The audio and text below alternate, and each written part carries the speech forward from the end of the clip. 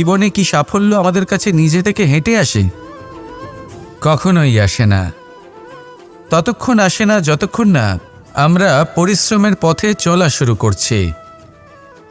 পরিশ্রম করতে থাকুন, এই পরিশ্রমের পথে অগ্রসর হতে থাকুন। যতক্ষণ আপনি পরিশ্রমের পথ ধরে এগোতে থাকবেন, সাফল্য আপনার কাছে আপনিই চলে আসবে। তাহলে জীবনে নিরন্তর প্রয়াস করুন, পরিশ্রম করতে থাকুন, সাফল্য লাভ করুন। নমস্কার শ্রোতা বন্ধুরা, বং কোর্স ডায়েরি চ্যানেলে আপনাদের সকলকে স্বাগত জানাই। আজকের এই ভিডিওটি থেকে আপনি ভগবান শ্রীকৃষ্ণের মূল্যবান কিছু উপদেশ জানতে পারবেন। এই মূল্যবান উপদেশগুলি আপনি কাজে লাগিয়ে আপনার জীবনে সফলতা অর্জন করতে পারবেন। তাই আজকের এই ভিডিওটি অবশ্যই মনোযোগ সহকারে শেষ পর্যন্ত দেখবেন। আর এই ভিডিওটি দ্বারা আপনি যদি উপকৃত হন তাহলে অবশ্যই একটি লাইক করবেন এবং প্রিয়জনদের সাথে শেয়ার করবেন, যাতে তারাও ভিডিওটি দেখে উপকৃত হয়। এবং আপনারা যারা এই চ্যানেলে নতুন তারা অবশ্যই চ্যানেলটি সাবস্ক্রাইব করবেন এবং বেল বাটনে প্রেস করবেন এরকম আরও অনেক ভিডিওর নোটিফিকেশান পেতে। আর কমেন্টে লিখতে ভুলবেন না জয় শ্রীকৃষ্ণ। এবার আসুন ভিডিওটি শুরু করা যাক। জন্ম এবং মৃত্যু, একটি হলো জীবনের সূত্রপাত, আরেকটি জীবনের সমাপ্তি। এটা হলো একটি চক্র এবং প্রত্যেক চক্রের মতোই এটাও যেখান থেকে শুরু হয় সেখানে এসেই সমাপ্ত হয়। অর্থাৎ প্রত্যেক ব্যক্তি যারা জন্ম নিয়েছেন তার জন্মের সাথে এটা সুনিশ্চিত হয়ে যায় যে তার মৃত্যু হলো অবশ্যম্ভাবী। এই সংসারে এমন কিছুই নেই যা চিরকালের মতো থেকে যায়। এবার এটা আমরা সবাই জানি। আমাদের কাছে যে জীবনটা আছে, যেটা আমরা যাপন করতে পারি, সেই সময়কালে আমরা কি করতে পারি সেটা গুরুত্বপূর্ণ। এমন কিছু করুন যার ফলে মৃত্যুর পরেও আপনি অমর হয়ে থাকবেন। আমাদের কথা, আমাদের কর্ম এই সংসারে প্রেরণা প্রদান করতে পারে। আর যদি আমরা প্রেরণা নাও জোগাতে পারি, তাও এই সন্তোষ বোধ যেন থাকে যে আমরা আমাদের জীবন ব্যর্থ হতে দিইনি। এই জীবন যাপন করার ইচ্ছেতেই আমরা সময় ব্যর্থ করে দিই। আর এই জীবনকে যাপন করার সর্বশ্রেষ্ঠ উপায় হলো এটাই যে কখন আমাদের মৃত্যু হবে, কিভাবে আমাদের মৃত্যু হবে, এই চিন্তা ত্যাগ করে যেন আমরা বর্তমানে বেঁচে থাকি, আজকে বেঁচে থাকি, আজকে দাঁড়িয়ে কর্ম করি এবং আজ যে সংকট সামনে তার সম্মুখীন হই। ভবিষ্যতের পথ নিজে থেকেই উন্মুক্ত হবে। আপনার জীবনে অনেক বড় বড় বিপদরূপী পাথর আসবে। সেই পাথরগুলিকে এতটাই দুর্বল করে দিন যাতে সেই পথ আপনি অগ্রসর হওয়ার পরেই আপনার পেছন পেছন যে সেই পথ দিয়ে আসবেন তিনিও যেন সহজেই পাথর চূর্ণ করে সামনে অগ্রসর হতে পারেন। মনে রাখবেন, আপনার প্রচেষ্টারও একটা মাহাত্ম্য আছে। যদি আপনি কোনো কেল্লার শিখরে পতাকা উত্তোলন নাও করতে পারেন, তাহলেও আপনার প্রচেষ্টার যে মাহাত্ম্য তা কখনো কমে যাবে না। সেই জন্য প্রচেষ্টা করতে থাকুন আর আমার সাথে ভালোবেসে বলুন, রাধা রাধা। শব্দ শব্দ আসলে কি? শুধুই কয়েকটি অক্ষরের সমষ্টি, নাকি আমাদের বাণী? এই শব্দ এমন এক শক্তি যা কাউকেই নিজের বশবর্তী করে ফেলতে পারে। শব্দ এমন এক অস্ত্র যা কাউকে ক্ষত বিক্ষত করে দিতে পারে। এই শব্দ হলো একটি নাদ স্বরূপ যা কোনো ঘুমন্ত ব্যক্তিকেও জাগিয়ে তুলতে পারে এবং নিজের লক্ষ্যের দিকে অগ্রসর করতে পারে। শব্দে এত শক্তি আছে যে কারোর মনে এতটা আঘাত দিতে পারে যে সে হয়তো জীবনে আর কখনো এগোতেই পারল না। তাহলে এই শব্দের প্রয়োগ খুব ভেবে চিন্তে করবেন। এবং এই শব্দের মতোই হলো নীরবতা। অনেক সময় এই নীরবতা আমাদের সহায়ক হয়ে ওঠে। অনেক সময় এটা আমাদের অনুশোচনাকে অনেক বেশি বাড়িয়ে তুলতে পারে। ভীষ্ম পিতামহ, অঙ্গরাজ কর্ণ যখন দ্রৌপদীর বস্ত্রহরণ হচ্ছিল তখন এনারা নীরব ছিলেন। দুর্যোধনের বিরোধিতা করেননি, ওকে বাধা দেননি। আর তারপর কি হলো সেটা আপনারা সকলে জানেন। দেখতে গেলে নীরবতা চুপ করে থাকা, কিন্তু যদি কোনো দুষ্টের সামনে চুপ করে থাকেন, যদি তার বিরোধিতা না করতে পারেন, তাহলে এই নীরবতাই অনেক বড় পাপের আকার ধারণ করে। মনে রাখবেন আর আমার সাথে ভালোবেসে বলবেন, রাধা রাধা। এই সংসারে এমন কোন আবেগ আছে যা সবসময় কটু বলে মনে হয়, কিন্তু সবার শেষে এটি সব থেকে বেশি মধুর উপলব্ধি প্রদান করে, সব থেকে বেশি মধুর অনুভূতি প্রদান করে। উত্তর পেলেন না? আপনাকে একটা উদাহরণ দিই। যখন মাতা সীতাকে অপহরণ করা হয়েছিল, তখন শ্রীরাম অপেক্ষা করেছিলেন 4 মাস পর্যন্ত। উনি খুঁজতে চেয়েছিলেন, কিন্তু উনি ওনার খোঁজ বন্ধ রেখেছিলেন। কল্পনা করে দেখুন ওনার কতটা যন্ত্রণা হয়েছিল। উনি শুধু অপেক্ষা করছিলেন, কারণ তখন বর্ষা ছিল। অনেক দিন পর্যন্ত সূর্যের আলো দেখা যায়নি। উনি জানতেন এরকম সময় বানর সেনার পক্ষে বনের মধ্যে পথ খোঁজা খুবই কঠিন কাজ হবে। সাগর পার করা অত্যন্ত কঠিন হয়ে দাঁড়াবে। তারা হয়তো বনের মধ্যে পথ হারিয়ে ফেলবে। উনি অপেক্ষা করলেন, আর এই অপেক্ষার ফল হিসেবে উনি কি লাভ করলেন? সাগরে সেতু নির্মাণ করলেন এবং মাতা সীতাকে সসম্মানে আবার ফিরিয়ে আনলেন। যদি শ্রীরাম অপেক্ষা না করতেন, তাহলে হয়তো এই সব কিছু কখনোই সম্ভব হতো না। এটাই হলো শক্তি ধৈর্যের। এটাই হলো আমাদের কাছে শিক্ষা। এই ধৈর্যই প্রত্যেকবার আমাদের অত্যন্ত কঠিন বলে মনে হয়। ধৈর্য ধরা অত্যন্ত কঠিন, কিন্তু অবশেষে এটাই সব থেকে শ্রেষ্ঠ ফল দান করে, সব থেকে মধুর উপলব্ধি, সব থেকে মধুর অনুভূতি প্রদান করে। তাই ধৈর্য ধরে থাকুন, সব কিছু শুভ হবে। আর তখন এই মন প্রফুল্ল হয়ে বলবে, রাধা রাধা। কখনো কখনো আমরা খুব ব্যথিত হয়ে পড়ি। আমরা নিজেদের পরিবারের জন্য এত কিছু করি, আর তারা আমাদের দেখলেই ভয়ভীত হয়ে পড়ে, আমাদের দেখলে বিরক্ত হয়। কখনো নিজেদের সন্তানকে বিকাশের পথে অগ্রসর করার জন্য আমরা তাদের উপর একটু জোর দিই, যাতে তারা পরিশ্রম করে, কিন্তু সেই সন্তান আমাদের উপর বিরক্ত হয়ে পড়ে। কখনো সন্তানকে সঠিক শিক্ষা দেওয়ার জন্য আমরা তাদের কিছু সীমা নির্ধারিত করি, তখন সেই সন্তানের চোখে নিজেদের জন্য আমরা ঘৃণা দেখতে পাই। মানুষ কেন ব্যথিত হবে না? দেখুন, যখন সূচের দ্বারা আপনি বস্ত্র সেলাই করেন, তখন সূচের আঘাত সেই বস্তুকে সহ্য করতে হয়, কিন্তু তাতে সেই সূচ বা আপনার উদ্দেশ্যে কোনো প্রভাব পড়া উচিত নয়, কারণ আপনি তো আপনার কর্ম করছেন, আর তাও পূর্ণ নিষ্ঠা ভরে, এবং অবশেষে আপনার উদ্দেশ্য শুভ প্রমাণিত হবে। তাই কেউ বিরক্ত হচ্ছে বলে বা কারোর চোখে নিজের প্রতি ঘৃণা দেখার ভয় কখনো পিছিয়ে যাবেন না। কষ্ট না করে বিকাশ সম্ভব নয়। কর্ম করতে থাকুন, সব কিছু শুভ হবে। আসুন আমার সাথে ভালোবেসে বলুন, রাধা রাধা।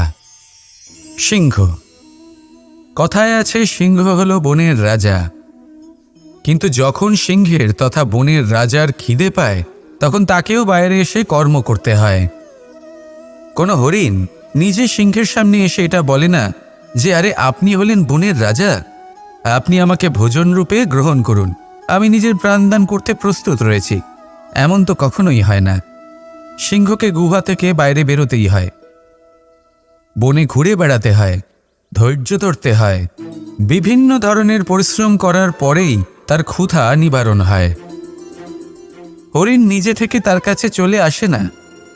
সেইভাবেই জীবনে কি সাফল্য আমাদের কাছে নিজে থেকে হেঁটে আসে? কখনোই আসে না। ততক্ষণ আসে না যতক্ষণ না আমরা পরিশ্রমের পথে চলা শুরু করছি। পরিশ্রম করতে থাকুন, এই পরিশ্রমের পথে অগ্রসর হতে থাকুন। যতক্ষণ আপনি পরিশ্রমের পথ ধরে এগোতে থাকবেন, সাফল্য আপনার কাছে আপনা আপনিই চলে আসবে। তাহলে জীবনে নিরন্তর প্রয়াস করুন, পরিশ্রম করতে থাকুন, সাফল্য লাভ করুন, আর আমার সাথে ভালোবেসে বলুন, রাধা রাধা। ক্রোধ আপনার অন্তরের আরও একটা শত্রু। এই ক্রোধ আসলে কি? আপনার মনের এক ভাবনা, যা আপনার মনেই উৎপন্ন হয়। এই মন আত্মার সাথে যুক্ত থাকে। এখন একটা ভাবনা যা আত্মার সাথে যুক্ত থাকে, তাকে অনুচিত কেন বলা হয়, সেটা বোঝার চেষ্টা করুন। ক্রোধ কখনো কখনো জরুরি হয়, বিশেষ রূপে তখন যখন আপনি সঠিক পক্ষে দাঁড়িয়ে রয়েছেন এবং সামনের ব্যক্তি অধর্মের পক্ষে রয়েছেন আর বিনম্রভাবে মানছেন না। যেমন শ্রীরাম ক্রুদ্ধ হয়েছিলেন সাগরের ওপর, ওটা উচিত ছিল, আর তা ততক্ষণই উচিত যতক্ষণ আপনি ক্রোধকে নিয়ন্ত্রণ করছেন। যদি ক্রোধ আপনাকে নিয়ন্ত্রণ করতে শুরু করে তাহলে পরিস্থিতি এমনও হতে পারে, ধরুন একজন ব্যক্তির প্রতি ক্রোধের কারণে আপনি তার ক্ষতি করতে চান। আপনি একটা কয়লা হাতে নিলেন, আর সেই কয়লা সামনের ব্যক্তির ক্ষতি করার পূর্বে আপনার হাত জ্বালিয়ে দেবে। ব্যাস, ক্রোধ এটাই করে। সর্বপ্রথম আপনার ক্ষতি করে, আপনার বিবেক হরণ করে নেয়, আপনি আপনার নিয়ন্ত্রণ হারিয়ে ফেলেন, আর সব কিছু নষ্ট হয়ে যায়। বেশিরভাগ মানুষ ক্রোধে এমন সিদ্ধান্ত নেন যে সেটা তাদেরই বিনাশের কারণ হয়ে দাঁড়ায়। আর কিছু মানুষ বলেন যে আমাদের জীবনে এত যন্ত্রণা আছে, এত সংকট আছে যে ক্রোধ উৎপন্ন হবেই। আর এরকম সময় এটাই উচিত হবে যে আপনি নিজেকে ক্রোধের থেকে দূরে রাখুন, আর তারপর সমস্যার নিবারণ করুন। আর এই নিবারণই আপনার জীবনকে একটা শ্রেষ্ঠ স্তরে পৌঁছে দেবে। তাহলে ক্রোধ থেকে দূরে থাকুন, সুপ্রসন্ন থাকুন, আর আমার সাথে ভালোবেসে বলুন, রাধা রাধা। বর্ষা। কখনো অনুভব করে দেখেছেন এই বর্ষা? আকাশ থেকে বর্ষার ফোঁটা ঝরে পড়ে, মিষ্টি ফোঁটা, শীতল ফোঁটা, মনকে পবিত্র করে তোলে, ধরিত্রীর তৃষ্ণা নিবারণ করে, আশপাশটা সবুজে ভরিয়ে তোলে। এবার এইরকম জল আমরা কুয়ো থেকেও পেতে পারি। যদি আমরা ভেবে দেখি যে বর্ষা এবং কুয়োর জলের মধ্যে পার্থক্য কী, তবে পার্থক্য আছে। পার্থক্য হলো ভাগ্য এবং কর্মের। বর্ষা হলো ভাগ্য। প্রকৃতির যখন ইচ্ছে হবে তখন বর্ষা হবে, কিন্তু কুয়ো আমরা এমনি এমনি পাই না। কর্ম এবং পরিশ্রমের দ্বারা একে প্রাপ্ত করতে হয়। এই ধরিত্রীকে খুঁড়তে হয়, অনেক ঘাম ঝরাতে হয়, তবেই আমরা একটা কুয়ো প্রাপ্ত করতে পারি। এবার এই বর্ষা, এটা সারা বছর হয় না, কিন্তু কুয়ো এটা বছরের পর বছর আমাদের তৃষ্ণা নিবারণ করে। এবার এর থেকে আমরা কি শিক্ষা লাভ করি? এটাই যে আপনি ভাগ্যের ওপর বিশ্বাস রাখুন, কিন্তু নিজের কর্মের ওপর আস্থা রাখুন। কারণ কর্ম এবং পরিশ্রম আপনাকে এই সংসারের যে কোনো শিখরে পৌঁছে দিতে পারে। তাহলে নিরন্তর প্রয়াস করুন, কর্ম করুন, আর আমার সাথে ভালোবেসে বলুন, রাধা রাধা। এই সংসারে বড়ই বিচিত্র এক শব্দ আছে, মূল্য। এর প্রয়োগ আমরা জীবনেও করে থাকি, আবার ব্যবসাতেও করে থাকি। একজন উদ্যোগপতি সবসময় বলেন, ব্যবসার মূল্য সবসময় উচ্চমান হওয়া উচিত, তাতে লাভ বেশি। অন্যদিকে আরেকজন ব্যক্তি যিনি পরোপকারী, যিনি ঈশ্বরের দর্শনের অভিলাষী, তিনি বলেন জীবনের মূল্য সবথেকে উচ্চমান হওয়া উচিত। অনেক সময় মানুষ কি করে থাকেন? ব্যবসার এই মূল্য তা উচ্চতার শিখরে পৌঁছানোর লোভে জীবনের মূল্য নামিয়ে ফেলেন। যেখানে এই সমগ্র সংসার প্রেমের দ্বারা চালিত হয়। প্রেমই হলো এই সংসারের আধার। এবার যদি আপনি প্রেম করতে শিখে যান, তাহলে ব্যবসাতে নিশ্চিত রূপে লাভের সাথে সাথে কীর্তি এবং যশ লাভও করতে পারবেন। তা আমি নিশ্চিত রূপে বলতে পারি, কারণ ব্যবসাতে ওঠা নামা এসব চলতেই থাকে। জীবনকে আপনি যদি একবার উচ্চতায় নিয়ে যেতে পারেন, তাহলে তা কখনোই নামবে না। আসুন আর আমার সাথে ভালোবেসে বলুন, রাধা রাধা। আমাদের গৃহে অনেক কক্ষ রয়েছে, কিন্তু এমন কি আছে যে একটাই থাকে? আমাদের গৃহের দ্বার। এমন কেন হয়? অনেক দ্বার তো থাকতেই পারে। ভেবে দেখুন, একটা বিশাল ভবন রয়েছে, তার চতুর্দিকে অনেক দ্বার আছে। ভালোই হবে, যাতায়াত করতে সুবিধা হবে, কিন্তু এমন আমরা কেন করি না? এবার আপনি বলবেন যে এটার উত্তর তো সহজ, যতগুলো দ্বার থাকবে ততজন দ্বারপালও থাকবে। কে কখন কোথা থেকে আসবে, কোথায় চলে যাবে সেদিকে খেয়াল থাকবে না, চুরির সম্ভাবনাও বেড়ে যাবে। যাক, এই বিষয়ে অন্তত আপনি বোঝেন। সেই জন্য আপনার গৃহে একটাই দ্বার রয়েছে, কিন্তু আপনার মনের বিষয় কি জানেন? আপনার মনেও কি কোনো দ্বার আছে? নেই। তার মানে যে কোনো ব্যক্তি যেখান থেকে খুশি আসতে পারে, আর আপনার মনে যা খুশি প্রবেশ করিয়ে চলে যেতে পারে। কোনো বাধার সম্মুখীন না হয়ে কোনো ব্যক্তি আপনার মনে যা কিছু প্রবেশ করিয়ে চলে যাবে, তা সে আমাদের পক্ষে শুভ হোক, অশুভ হোক বা যতই ঘাতক হোক না কেন, সেই ভাবনা হতে পারে বাসনাময়, ক্রোধে পরিপূর্ণ, মতভেদে পরিপূর্ণ, বিদ্বেষ বা অহংকারে পরিপূর্ণ, বা কোনো ব্যর্থ ভাবনা হতে পারে। বিশ্বের যে কোনো ভাবনা মনে এসে বসবাস করতে পারে। এবার মনে যা ভাবনা থাকবে, মন সেটাই অনুভব করবে। নেতিবাচক ভাবনা যদি মনে ঘর করে, মন সুখ অনুভব কি করে করবে? সেই জন্য আবশ্যক হলো মনের মাঝে ইতিবাচক সত্তার দ্বার গড়ে তোলা।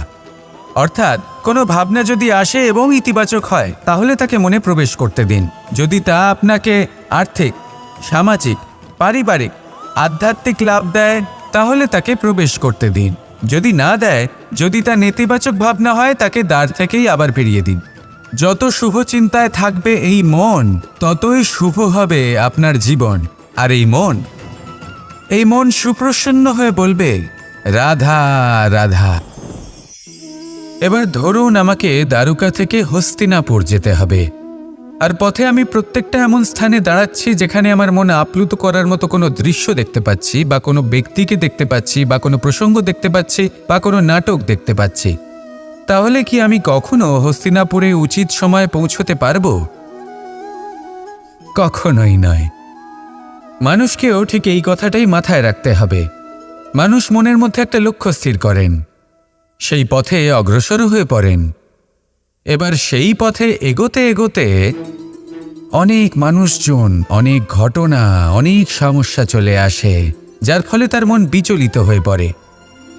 যদি মন বিচলিত হয়ে যায়, তাহলে লক্ষ্যের প্রতি কিভাবে একাগ্রচিত্ত হবেন? সেই জন্য অত্যন্ত আবশ্যক যে আপনি সময়ের সদ্ব্যবহার করুন সেই পথে চলার জন্য। সেই পথে সামনে এগোতে থাকুন, চোখ থাকবে শুধু লক্ষ্যের দিকে। যখনই আপনি বুঝবেন যে আপনি লক্ষ্যভ্রষ্ট হচ্ছেন, আবার সেই পথে নিজেকে টেনে আনুন। ঠিক এইভাবেই এগোতে থাকুন, সাফল্যের শিখরে গিয়ে পৌঁছন, আর সেখানে গিয়ে আনন্দের সাথে উচ্চ স্বরে বলুন, রাধা রাধা। কখনো কোনো নদীকে দেখেছেন? একই আকার, একই স্থান, শুধু প্রবাহিত হতে থাকে। এর মধ্যে কখনো কোনো অপদ্রব্য ফেলে দেখুন, দেখবেন সেটা বেশিক্ষণ সেখানে থাকে না। সেটা নদীর সাথে বইতে থাকে, আর বয়ে যেতে যেতে সাগরে সমাহিত হয়ে যায়, আর শেষ পর্যন্ত সাগর সেটাকে তটে ফেলে দেয়। কিছুটা এমন হওয়া উচিত আমাদের বিচারধারাও। এক স্থানে তা স্থগিত হওয়া উচিত নয়, এটা সবসময় প্রবাহমান হওয়া উচিত। তবেই আমাদের চেতনা, আমাদের মূল্যবোধ এবং আমাদের স্মৃতি, এই তিনটি শ্রেষ্ঠ থাকবে। আর এটাই হলো পুকুর এবং নদীর মধ্যে পার্থক্য। নদীতে জল সবসময় বয়ে চলে, সেই জন্য পবিত্র থাকে, শুদ্ধ থাকে এবং পরিষ্কার থাকে। আর সেখানে এই পুকুরের তলদেশে সব জমা হতে থাকে, আর সেই জন্য তা অপবিত্র হয়ে যায়। তাই সবসময় এই বিচারধারা প্রবাহমান রাখুন। যদি মনে কোনো ভাবনা চলে আসে, সেখানেই থেকে যায় এবং বিদ্যে থাকে, তাহলে তা বের করে দিন, তাকেও বয়ে যেতে দিন, এবং তার যা উত্তর হবে তা সময়ের সাথে আপনার সামনেই চলে আসবে। শুধুই নদীর মতো প্রবাহমান হন, আর আমার সাথে ভালোবেসে বলুন, রাধা রাধা।